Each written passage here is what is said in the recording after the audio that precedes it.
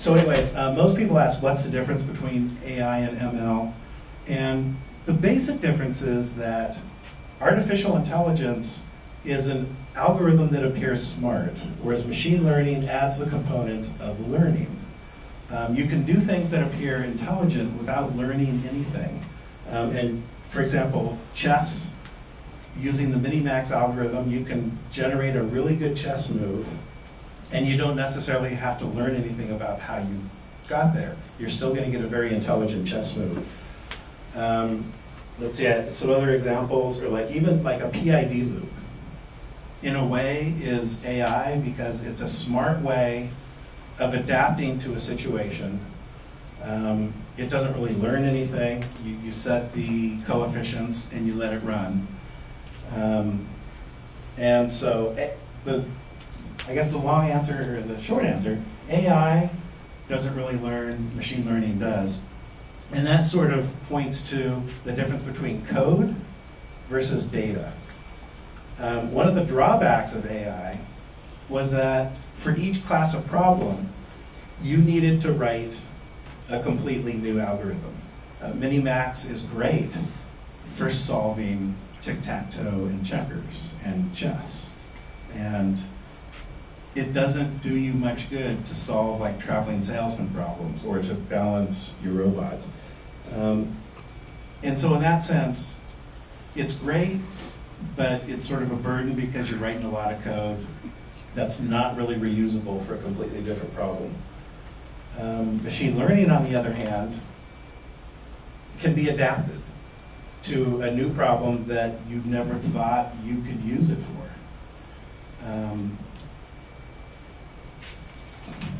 There are lots of different ML solutions. The three biggies that I've spent most time with are genetic algorithms, Bayesian recognizers, and neural networks.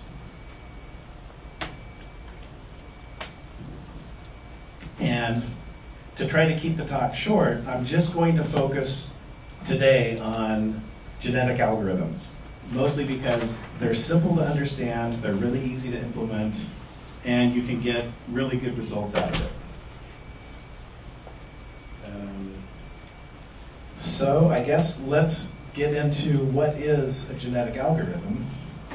And I think I have a slide for that. No, I don't. Maybe I do on my Google Drive.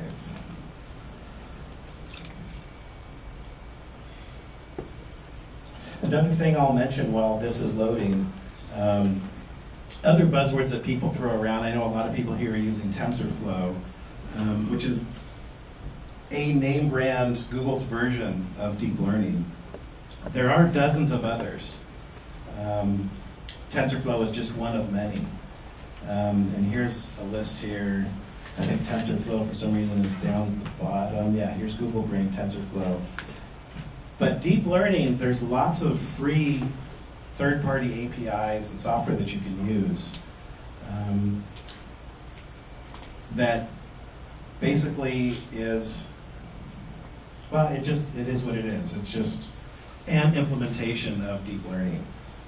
So when people throw buzzwords around like TensorFlow, you kind of now know where it sort of fits in that framework. It's nothing really special. It's kind of like Kleenex is to tissue or Xerox is to copy. TensorFlow is to deep learning. It's sort of become the buzzword, but at least it's good to understand what it really is, and it's just another version of it. So what was I going to show you next? Genetic algorithms. Here we go. Genetic algorithms are really, really simple. You start off with a population, and a population is going to be a population of data sets that represents the gene of each thing. In my example, I only have one, so the population is one. But in general, we want to have a whole bunch of them, and we want to randomize what they are. And then we evaluate them all. And we sort which ones did better than others. In real life, it's usually death. That's how evolution works. And the survival of the fittest. We select which ones we want to continue, we kill off the rest. And then using crossover and mutation, which is basically modify the genes from the previous generation that did well, make new ones, and just keep going through this loop, and you get better and better, whatever it is that you're trying to get better of. I found a really cool, fun example of a program that I wrote many, many years ago. I think the initial version was actually run on a TRS-80. Is this showing up? Can everybody see this? Should we turn the lights down? But basically, we have bugs that move at random. And there's a gene, which is a sequence of 16 numbers that define how these bugs are going to move. And the green dots represent grass growing or energy, and the bugs are supposed to evolve to learn how to find the grass efficiently. And when they all die out, it regenerates a population, I think, of 10 bugs. So we can see, okay, here we go. I don't know if you can see this, but there's a population of bugs around here moving around at random, and every once in a while, you'll see a mutation go off in a direction. And it's kind of fun to watch because every once in a while you'll see something really cool. You'll see bugs that spin in circles and die out, and you kind of expect that. Or you'll see bugs that'll head east, and that's all they do is head east. And it's great if there's a bunch of grass to the east, and they'll reproduce, but once they get to the wall, they slam into the wall and they die out. And then this keeps going until you end up, I'm going to make this smaller so it will converge on a solution better. Yeah, those are the leftover bugs. They're going to die out. And eventually, you're going to get, it only takes like about 10 minutes. I'll just leave this running in the corner. But you're going to end up with bugs that are sort of uniformly distributed, and they just learned perfectly how to adapt in this world. So that's the first example. The second example I've shown here before, and that is when I started here at HBRC years ago, I joined a project to build a full-sized working biped called Watson. Dan Albert, who built Watson, was a hardware guy and mechanical guy, but he didn't really know software too well, so it was perfect for me because I had someone who had already built a robot that I could put some AI software on. So we started working on that, and to make things easier to write software for, I built Mini Watson. This way, if I accidentally broke anything, instead of being thousands of dollars to repair, it would only be tens of dollars. I actually brought Watson with me, because you're going to see it later. You'll notice his left leg is dangling. He unfortunately, I had a problem with my droid. He broke a hip.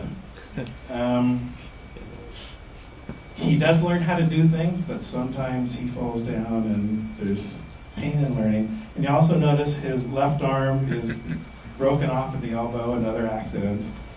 Keep him up here. I hate taking pictures of him before I put him back together. Okay. This will be the before picture. This is sort of an after picture. Message to the other robots. Yeah, message to other robots. One of the things to learn from this is don't try to teach your robots directly. You want to learn things in a simulator first, then copy the data to your real robot, and then have them iterate from there. It saves you a lot of hardware. And I actually have some videos that I showed a couple years ago here of Mini Watson doing exactly that. So this one is called Mini Watson Learns to Flip Over, and to set the stage, let me go ahead and run this. You know what, I'm going to turn bugs off because this is only a dual core. While this loads. And The idea here is I wanted to try something really simple at first. So we had a model of Watson built in VREP and gave him a really simple thing to learn. He has an accelerometer on his chest and he's laying down, so Z is up. And all we told him was invert Z. You figure out how to do it. We're not going to tell you how to do it. And so using a genetic algorithm, he's going to try random things, he's going to learn from what he does, and hopefully, eventually, learn how to flip over. And the first version, again, like the guy at Meta said, took hundreds of iterations. But by taking the genetic algorithm and adding a Bayesian recognizer on top of the next generation for our mutation function, basically we had a AI in the mutation function to get better ideas rather than randomization. And he learns how to flip over in about, I think, less than a dozen tries. Which was a Bayesian what? Bayesian recognizer. So say what that is. What is that? I will get to that actually, as he's doing that. Bayesian recognizers, I'm going to save that for another talk because that's another in-depth thing, and we're just going to have time to do genetic algorithms.